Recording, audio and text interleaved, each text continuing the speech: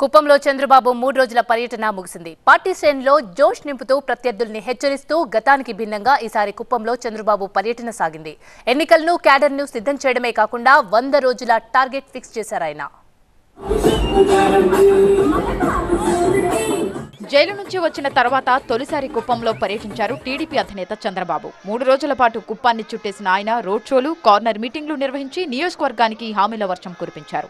మరోవైపు ప్రత్యర్థి పార్టీలను హెచ్చరిస్తూ ప్రసంగాలు చేశారు. టీడీపీ ఆవిర్భావం నుంచి కుప్పంలో వేరే జెండా ఎగిరిన దాఖలాలు లేవు.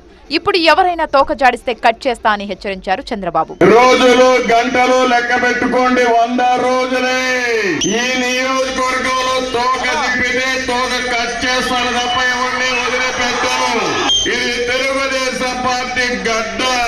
తెలుగుదేశం పార్టీ పెట్టినప్పటి నుంచి వేరే జెండా మోసిన పాపాన్ని ఎప్పుడూ పోలేదు ఈ నియోజకవర్గంలో. 100 రోజుల్లో టీడీపీ ప్రభుత్వమే వస్తుందని ధీమా వ్యక్తం చేశారు. ఈ కొన్ని రోజులు కష్టపడితే ఆ తర్వాత రాష్ట్రాన్ని తీర్చిదిద్దే బాధ్యత తనదే అన్నారు చంద్రబాబు. 100 రోజులు మీరు సైకిల్ ఎక్కండి, గ్రామం తిరగండి, ఏదైతే ఫ్యాన్ ఉందో దాన్ని చిత్తుగా కొట్టండి. ఆ తర్వాత ఏ విధంగా మీ భవిష్యత్తు తీర్చిదిద్దాలో దిద్దే బాధ్యత నాదని మీ అందరికీ హామీ ఇస్తున్నా. కుప్పంలో ఈసారి భారీ మెజార్టీతో గెలిపించాలని విజ్ఞప్తి చేశారు. అధికారంలోకి వచ్చిన వెంటనే కుప్పంలో మరిన్ని అభివృద్ధి కార్యక్రమాలు చేపడతానని హామీ ఇచ్చారు ఆయన. అందరి నీళ్లు తీసుకొచ్చే బాధ్యత నాది.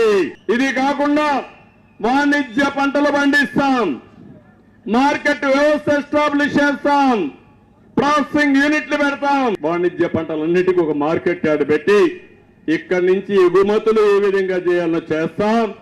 ఇక్కడనే విమానాశ్రయం 100 కోట్ల రూపాయలు మళ్ళా దాన్ని కడతాం.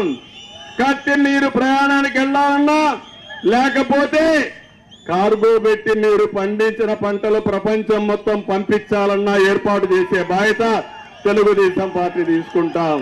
ఇక కుప్పం పర్యటనలో ఓ ఆసక్తికర సన్నివేశం కూడా చోటు చేసుకుంది. చంద్రబాబు మెడలో జనసేన కండువా వేసిన జనసేన కార్యకర్తలు జై చంద్రబాబు అంటూ నినాదాలు చేశారు. మొత్తంగా అటు టీడీపీతో పాటు జనసేన కార్యకర్తలు జోష్ నింపారు చంద్రబాబు. రానున్న ఎన్నికలకు క్యాడర్ని సమాయత్తం చేశారు.